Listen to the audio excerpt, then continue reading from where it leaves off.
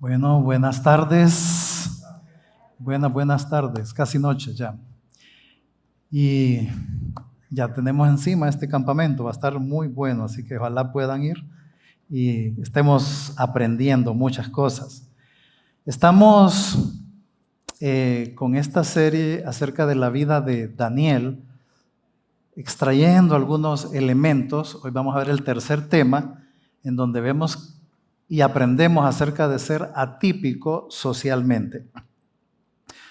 Todas las sociedades a lo largo de la historia, a lo largo de los países, tienen sus propias características, al punto que han ido armando clasificaciones de las generaciones. Tenemos aquí una gráfica, si no me equivoco, ¿verdad? Ahí están, hay diferentes clasificaciones. Se habla de los constructores, es decir, los que tienen 70 años para arriba. Están los baby boomers, que somos, ¿verdad?, contemporáneos míos entre 51 y 69 años. La generación X, que ya tienen 36 hasta 50 años. Me acuerdo cuando la generación X eran los jóvenes. Ya me puedo reír de ellos. Entonces, está la generación Y, ¿verdad?, los millennials, de 21 a 35. La generación Z, ¿verdad?, de 6 a 20. Y ya están, por ahí andan caminando la generación alfa, o sea, los menores de 6 años.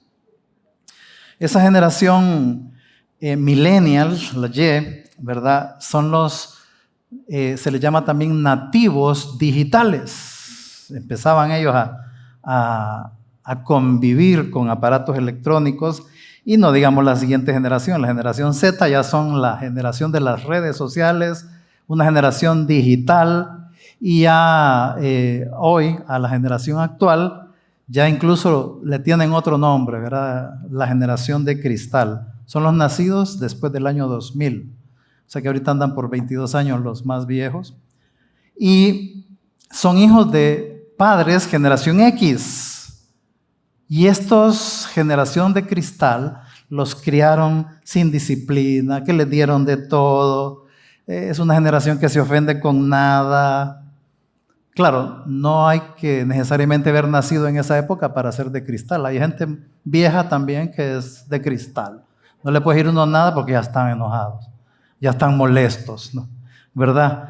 Fácil caen en el orgullo, nacieron ya, esta generación de cristal nacieron ya con la tecnología, la usan para su vida diaria normal, para sus clases, para su trabajo, para sus amistades, para sus relaciones románticas, para el pecado también, ¿verdad? Para ellos es una realidad lo virtual, ¿verdad?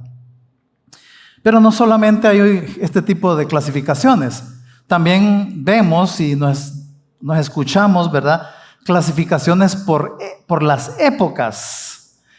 Y ustedes han escuchado o de repente dicen, allá en mis tiempos. Entonces cuando ya hablas de mis tiempos, está refiriéndote a una época, ¿verdad? Y entonces se le clasifica así.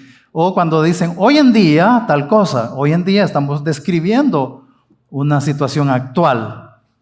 También cuando escuchamos o nos escuchan decir, es que cuando yo era cipote, vieran, cuando yo era cipote, los huevos valían un centavo, la leche y la Coca-Cola valía 10 centavos. Cuando yo era cipote, tal cosa, ¿verdad? Y no falta las clasificaciones hasta por el tipo de música. La generación de los años 60, la gente de los 70, por ahí hay unas gráficas también. ¿Están? Aquí está, esta gente de los 70, la pinta, ¿verdad?, que tenían. Está la gente de la época del rock, del pop, y están los de la disco, de la época del disco. ¿Quiénes son de la época del disco? Ay, son más viejos. ¿En serio? ¿Verdad que le hacían así, verdad? Están los de la disco y pues últimamente está la generación de... Estos son de los 90, así se vestían los de los 90, que parecían payamas, esas cosas. Y están también las generaciones de los reggaetoneros, ¿verdad? Ahí está. Entonces se clasifican las generaciones, los grupos de gente por características comunes. El punto es que hay características típicas en cada generación, en cada grupo. También hay frases. ¿Se han fijado? Hay frases como la frase, no, eso es el típico gringo. El típico gringo es, y entonces ya uno no tiene ni idea de cuál es el típico gringo. No digamos el típico hondureño, ¿verdad? Que está apoyado en una pared así, ¿va? Se apoya en la pared, mete el pan en el café, el típico hondureño. Y hay descripciones, el típico universitario. Entonces ya uno tiene como un esquema de cómo es el típico universitario. No, es que ese chavo es el típico adolescente. El típico adolescente. Hasta, bueno, está la letra típica de los médicos, ¿verdad? Esa que nadie le entiende. Llega a la farmacia y entonces el de la farmacia le hace creer a uno que le entiende. Y entonces sí, es tal cosa, le dice. Y uno, como sabe, sí es cierto que la leyó, ¿verdad? Pero el típico tal, e incluso tristemente existe el típico cristiano religioso. También en este mundo, pues el bombardeo nos hace querer ser el típico exitoso de este mundo y de esta época, ¿verdad? Ahí estaba el típico exitoso. Pero ¿saben qué? Cuando vemos la historia de Daniel y le hemos estado leyendo esa primera quincena de septiembre, vemos que Daniel no era alguien típico. Él no era típico. Él y sus amigos no eran típicos. Y en realidad es que no hay, miren, que nos grabáramos esto, de verdad. No hay necesidad de que seamos igual o parecidos a los demás, a los de nuestra generación. No hay necesidad. Es más, Dios quiere que seamos atípicos en este mundo, que seamos atípicos en esta sociedad. Leemos, por ejemplo, Romanos 12:2, famosísimo, pero eso es lo que está diciendo ese verso. No se amolden a la conducta de este mundo. Al contrario, sean personas diferentes. ¿Diferentes a quién? A la persona típica de este mundo, ¿verdad? Sean diferentes en cuanto a su conducta y la forma de pensar. Aunque sea en eso, seamos diferentes. Así aprenderán lo que Dios quiere, lo que es bueno, agradable y perfecto. Vamos a hablar de cada uno de los que estamos aquí, porque, digámoslo así, que el mundo está dividido en gente típica y gente atípica. Y lo típico es que los típicos sean mayoría. Y la idea es que de Dios es que seamos diferentes, atípicos. Daniel y sus amigos fueron parte de ese grupito, un grupo grande de judíos que fueron llevados a Babilonia. Un grupo selecto, ¿verdad? Gente de más o menos de dinero. Y iba probablemente una buena cantidad de jóvenes. Y esa juventud, la intención de los babilonios, ellos tenían su estrategia para ver cómo conquistar. Y eso consistía entonces en agarrar todo ese montón de jóvenes y los nobles, la gente influyente, para adoctrinarlos. Una intención bien clara de adoctrinarlos, quitarles, sacarles de su cabeza la cultura bíblica y meterles en su lugar unas ideas y cultura anti Dios. En el caso de Daniel y sus amigos, hasta les querían cambiar su identidad y les cambiaron el nombre. Ya no se va a llamar Daniel, sino que se van a llamar así, así, así. Les cambiaron el nombre. Y además, imagínense, esto simplemente es una referencia de algunos historiadores y gente que se mete a estudiar ahí esto. Ellos calculan, varios de ellos calculan que incluso a Daniel y a sus amigos los hicieron eunucos, los castraron.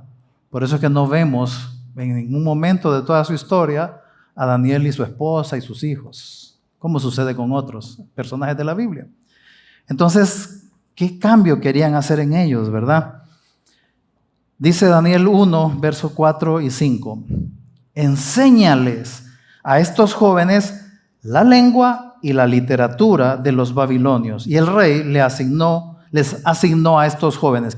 Le dijo a alguien de confianza, estos jóvenes quiero que me los adoctrines. Y el periodo de entrenamiento será de 3 años, con la idea del rey era hacerlos, a estos jóvenes, incluido Daniel y sus amigos, hacerlos sus consejeros.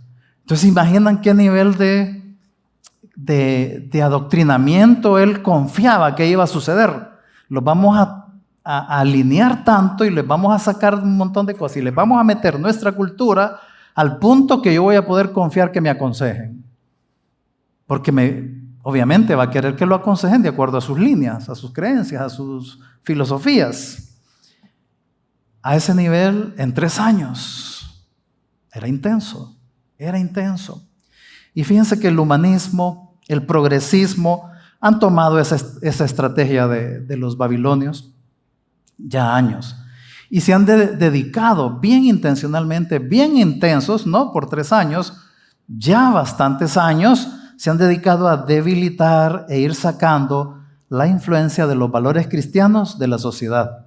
Se fueron metiendo en las universidades, luego fueron bajando, ¿verdad? También en los medios de comunicación, en el entretenimiento, de ahí empezaron a regarla. De ahí empiezan a bajar para influenciar a las escuelas de secundaria y ahorita ya van por los preescolares. Ya van por ahí. Cultivando una cultura, un pensamiento, unas ideas, ¿verdad? Terribles, anti Dios.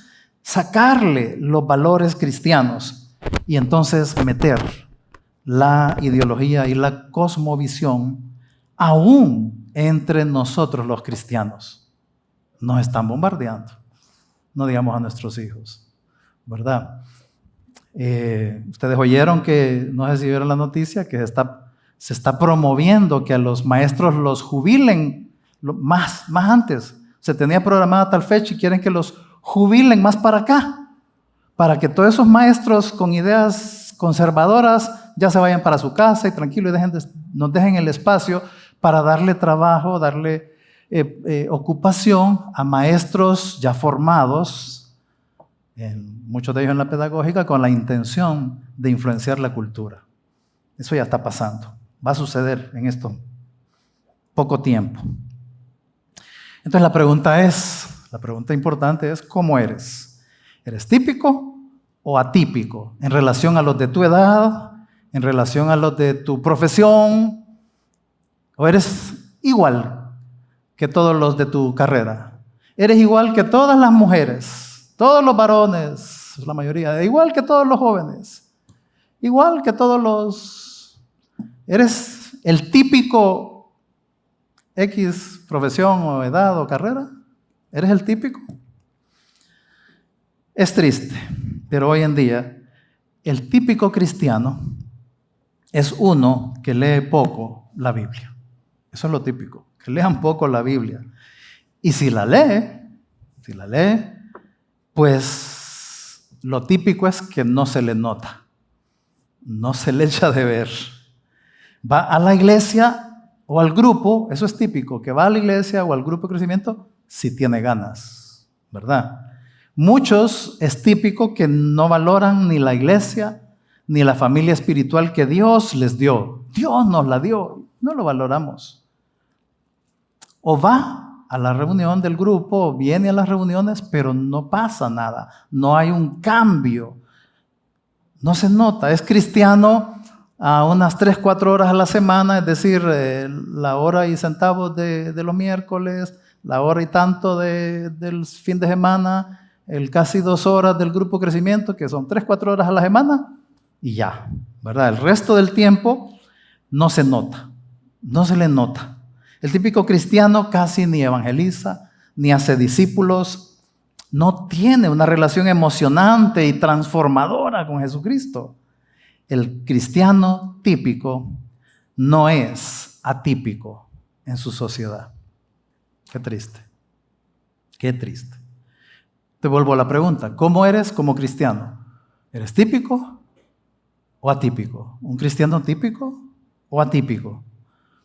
Como les dije, hemos estado leyendo Daniel en estos primeros 15 días de septiembre, y en realidad vemos en ese libro que Dios quiere, está ahí en su corazón, que seamos atípicos en nuestra sociedad. Lo vemos en Daniel, lo vemos en sus amigos, lo estamos viendo incluso en Oseas, el libro que estamos leyendo ahorita, y en cualquier otra parte de la Biblia. Eso es lo que vemos. Dios está formando, quiere hacerte a vos y a mí atípicos a lo que está pasando, a los que son típicos a nuestro alrededor. O sea, no puede ser que seamos parecidos o iguales. No puede ser que para eso haya muerto Jesucristo, para que quedemos casi iguales como éramos o como son los demás. Entonces aprendamos de Daniel y sus amigos. En primer lugar, ellos, eso ayudaba a que fueran atípicos. Ellos no le daban tanto valor a lo externo. A lo externo. Es una de las cosas que vemos ahí. Dice Daniel 1:4. Escoge, eran instrucciones del rey a alguien ahí, escoge muchachos fuertes, sanos y de buen parecer, o sea, guapos. Escogerlos guapos, bonitos, muñecos. Que tengan una amplia cultura. Jóvenes bien educaditos, inteligentes, despiertos, chispas, ¿verdad? Sensatos, capaces de servir en el palacio. Miren qué descripción la que está pidiendo el rey, que sean así esos muchachos. Y si no son así, hay que hacerlos así. Pensemos en eso. Y luego, más adelante, en el capítulo 5, versos 11 y 12, dice, hay alguien que le cuenta al rey y le dice, fíjese, señor rey, que hay un hombre en su reino que tiene el espíritu de los dioses santos. En los días de su padre, este hombre, se referían a Daniel, este hombre demostró estar lleno de sabiduría y entendimiento, como que si él mismo fuera un dios. Mande llamar a ese hombre, a Daniel. Su mente está llena de conocimiento y entendimientos divinos. Mire qué descripción de Daniel, de sus amigos. Yo quiero preguntar, ¿cómo es el típico guapo o la típica bonita o el típico que se cree guapo o bonita? Están los que son y están los que creen, ¿verdad? Que son. ¿Cómo son? A ver, ustedes que son así, ¿cómo son? Cuéntenme. ¿O solo somos feos todos los de aquí? ¿Verdad? No, yo soy guapo, pero soy humilde. Ok, está bien. ¿Cómo es el típico hombre o mujer que triunfa en los estudios, que es bueno en habilidades? Como alguien mencionó aquí, como Salvador mencionó, no es raro que se les suba en la cabeza. Se creen belleza, saben que son guapos, saben que son bonitas y se creen belleza. Se creen de lo mejor que hay. ¿Verdad? Tal vez no se lo dicen a nadie, pero inconscientemente hacen un escáner en la reunión de iglesia, en su trabajo, en donde estudian y dicen, no, aquí yo soy el más guapo, no, yo soy la más bonita, ya vi. Lo hacen. Tal música, tales amigos. ¿Ya lo identificamos al punto que proponemos en nuestro corazón no contaminarnos? No digamos cosas externas solamente, ¿verdad? El enojo nos contamina, la envidia, el orgullo nos contamina.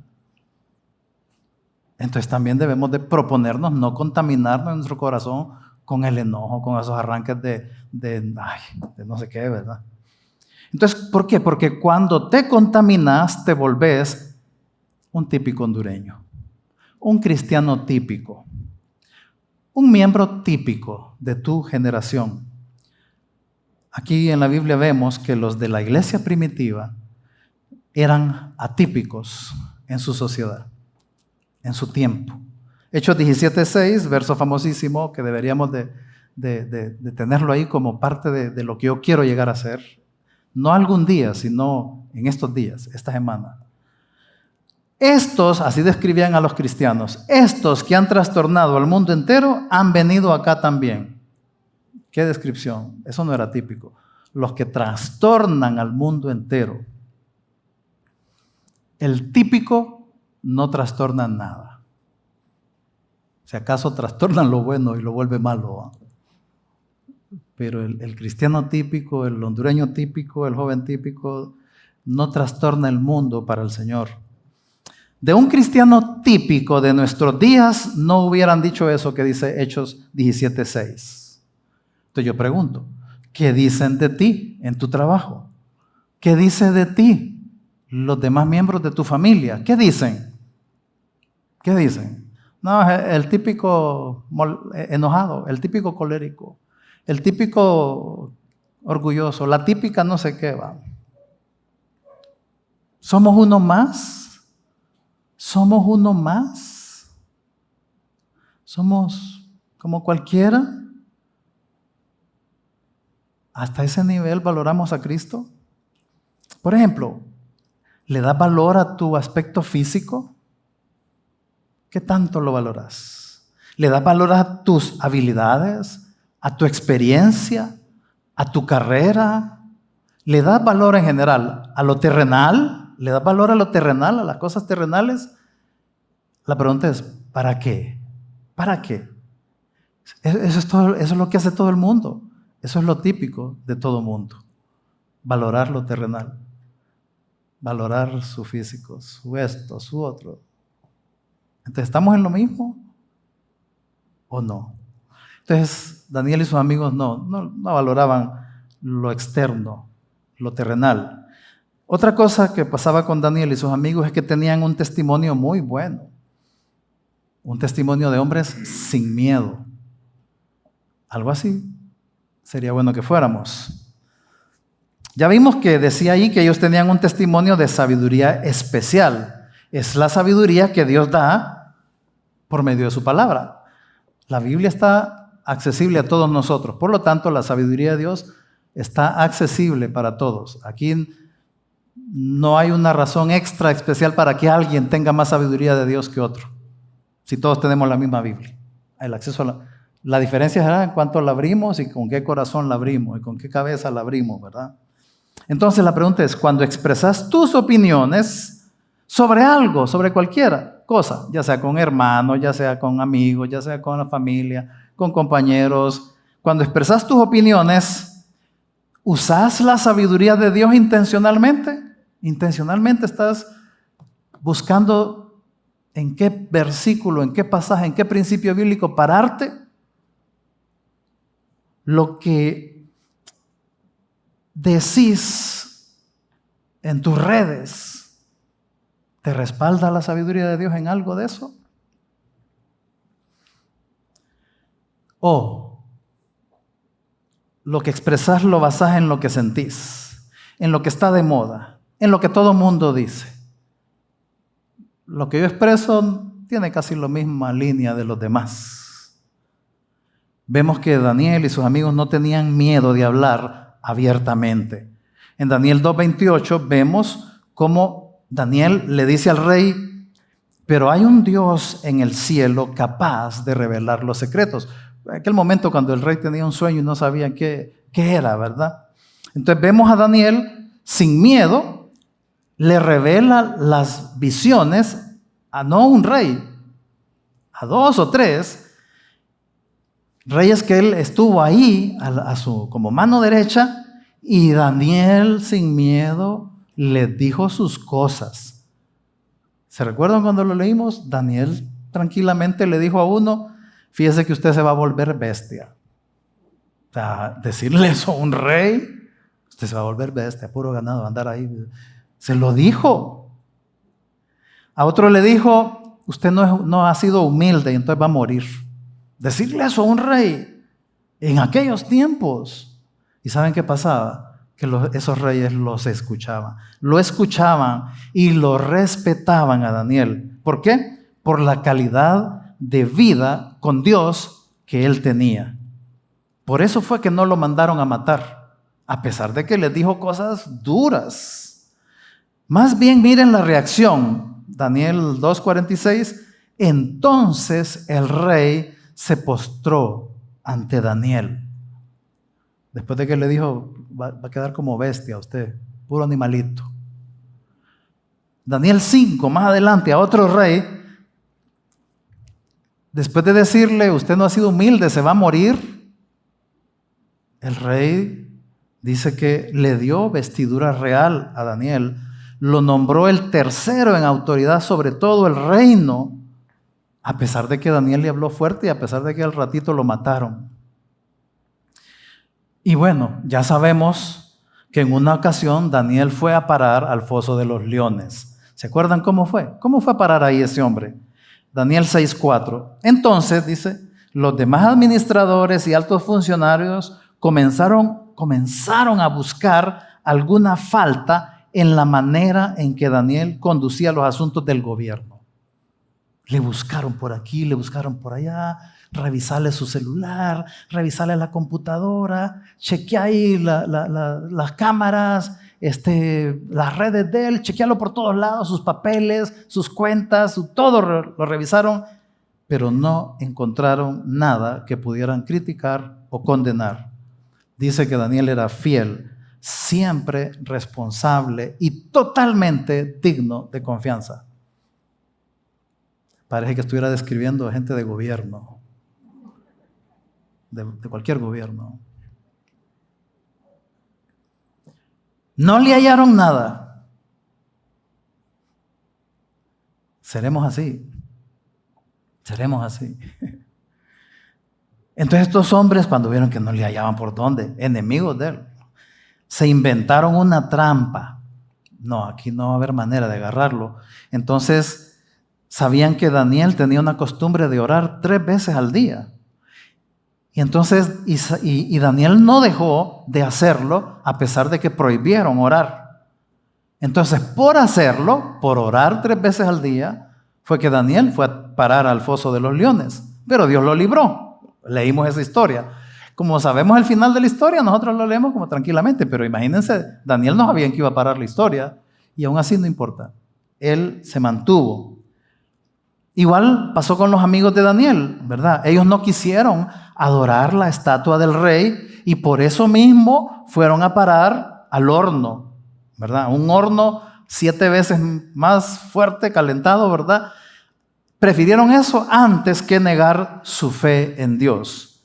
Ninguno de ellos tuvo miedo de ser devotos a Dios. Eso es ser atípico.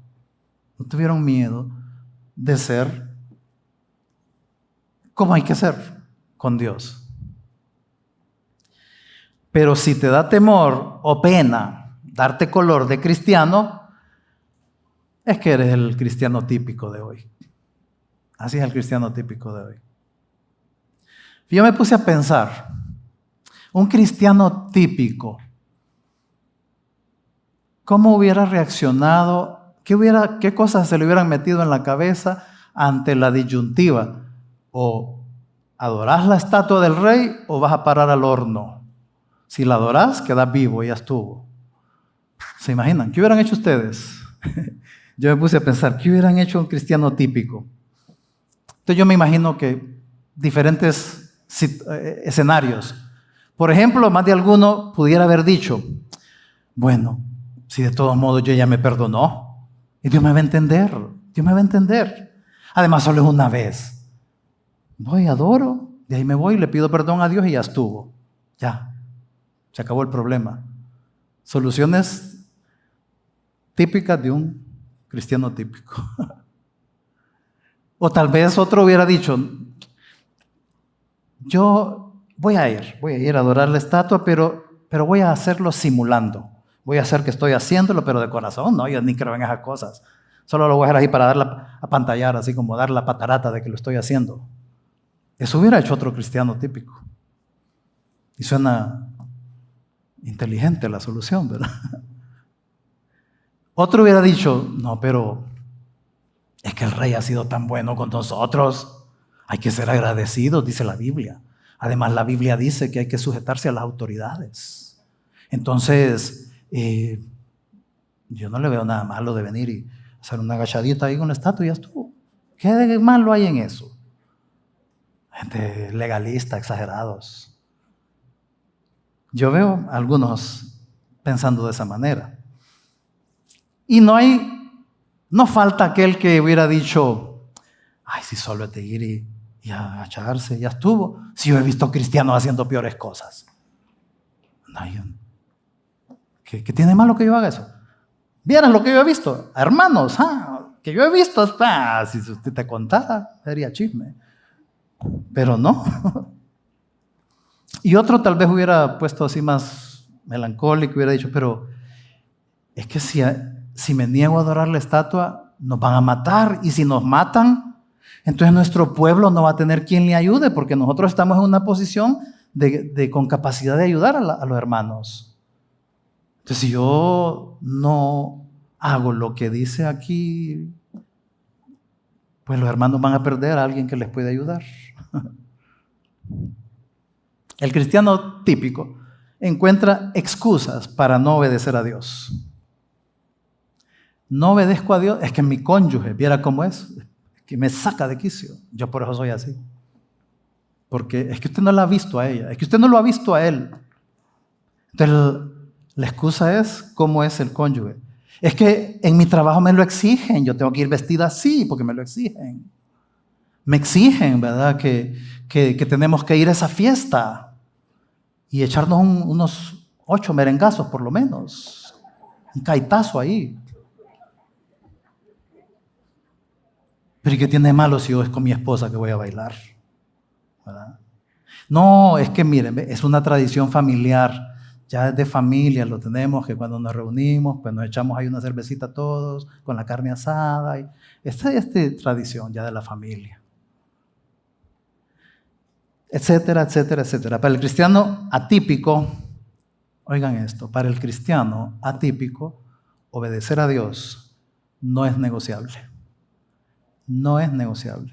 No hay una excusa que me justifique desobedecer a Dios, deshonrar a Dios. O sea, no hay ni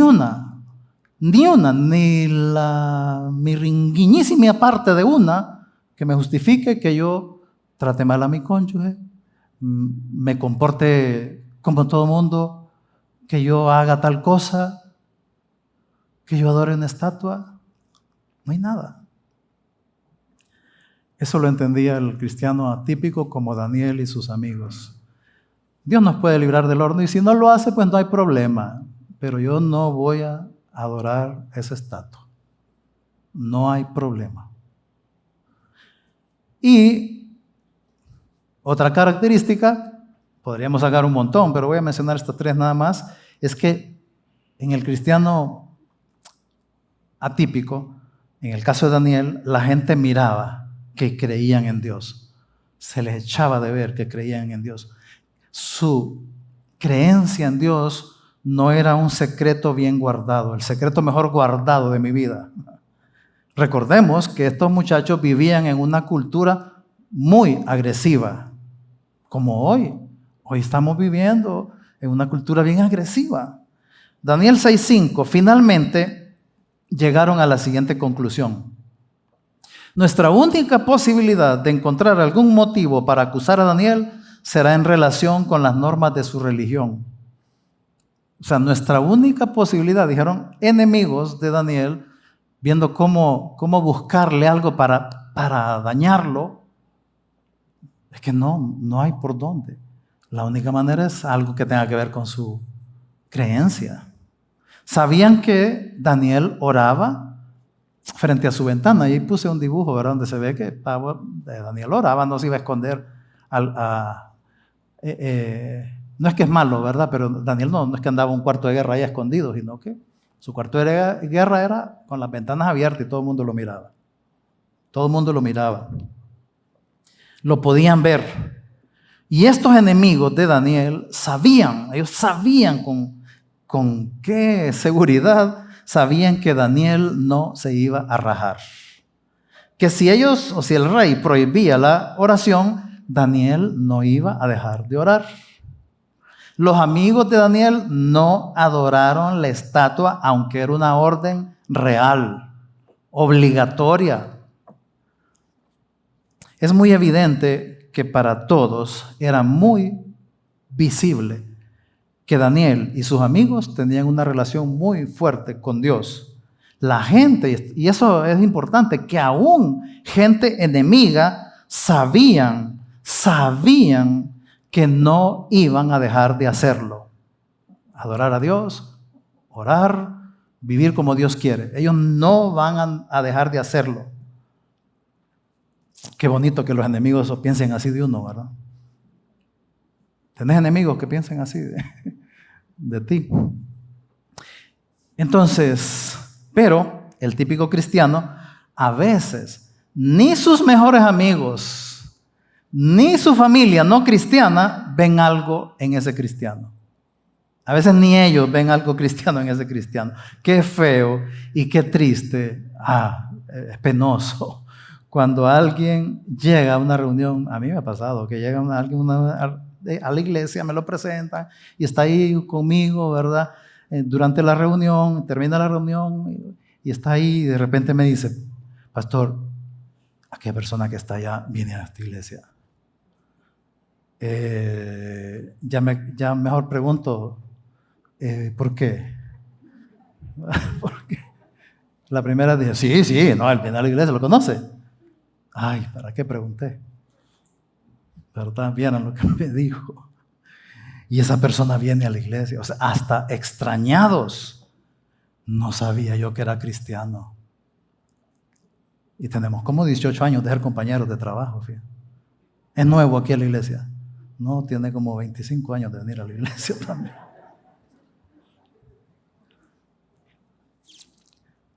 Tu testimonio es lo que otros ven. ¿Qué ven? Esa es la pregunta. ¿Qué ven? ¿Qué ven los demás? Ese es tu testimonio. Mi testimonio no me lo hace la gente, me lo hago yo. Nadie me puede hacer mi testimonio. Me lo hago yo. ¿Cuál es tu testimonio con tu familia? Con los de tu trabajo, con tus empleados, con tus clientes, con el grupo, con tu familia no cristiana, con tus amigos no cristianos. ¿Cuál es tu testimonio? Yo les he contado varias veces, ¿verdad? Que hace muchos años, yo, después de la reunión de iglesia, me fui a una fiesta. Y ahí estaba bailando yo. Bailando pegado con una muchacha. Y entonces en la plática salió, ¿verdad? Y no me acuerdo cómo salió el tema, pero salió a relucir que yo iba a una iglesia. Y entonces la muchacha me tiró para atrás y me dice, ¿qué? ¿Vos? ¿Y entonces qué andas haciendo acá? Me dice. Bailando. Eso es lo que ando haciendo acá. En ese tiempo yo era un típico cristiano queriendo parecer cool y no parecer religioso, pareciéndome al resto y no parecer cristiano. Yo pasé por ahí. Yo sé que un montón pasaba por ahí.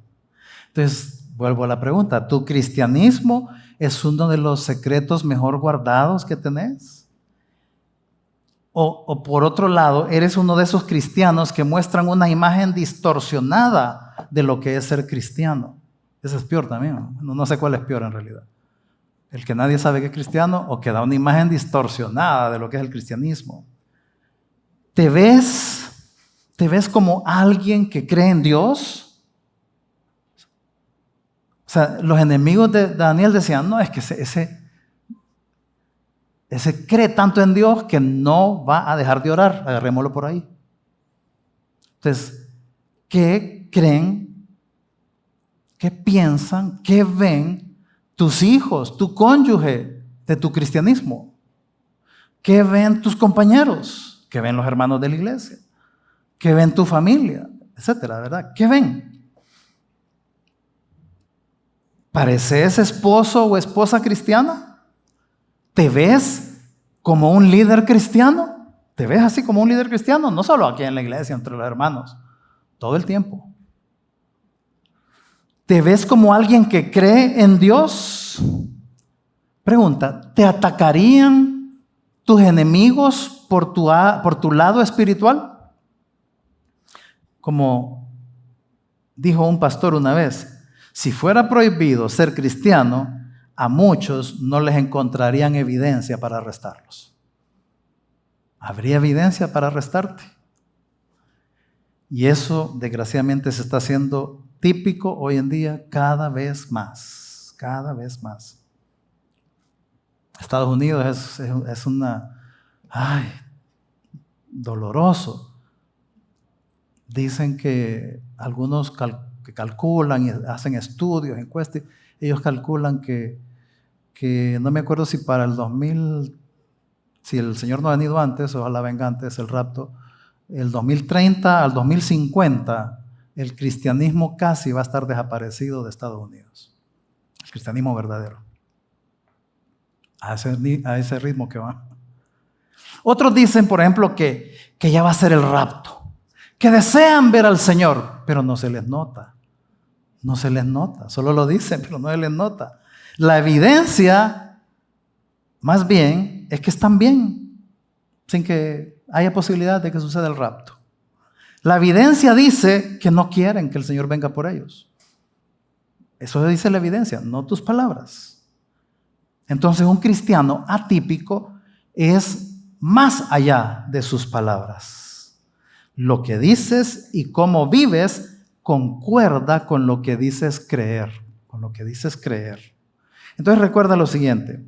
Lo típico es ser un mal cristiano, que no evangeliza, que no hace discípulos, que es mal cónyuge, alguien que decide no perdonar. Es típico no ser humilde, sino orgulloso.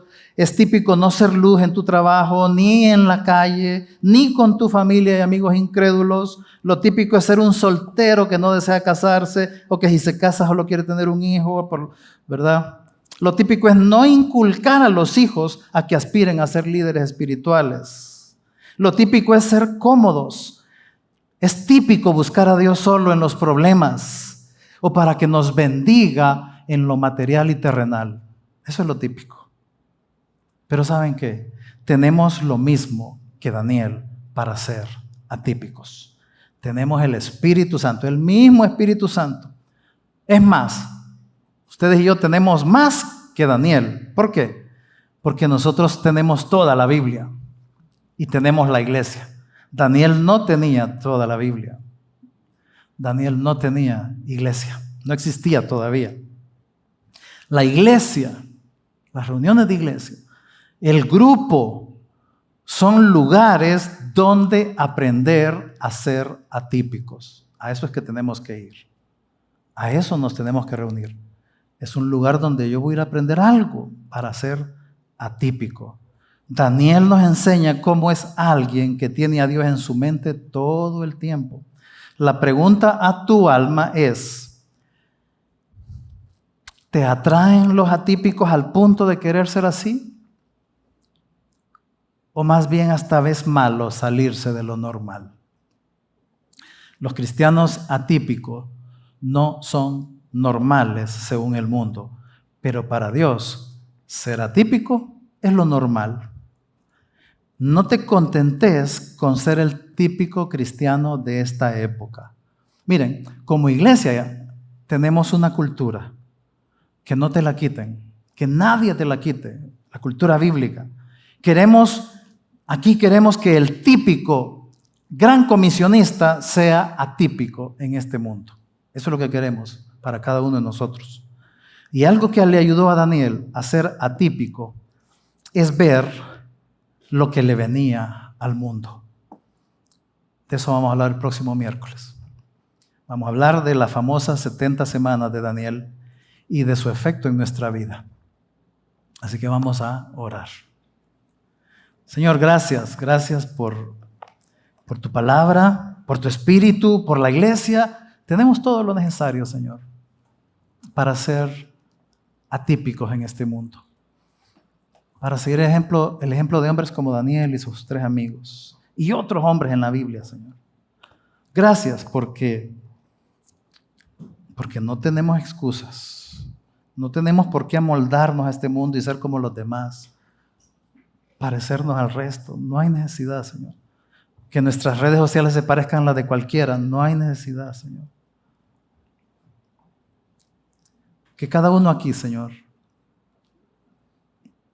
no sea como el cristiano típico que oye solo es oidor, no es hacedor. Queremos ser hacedores para tu gloria, Dios. En el nombre de Jesús. Amén y amén.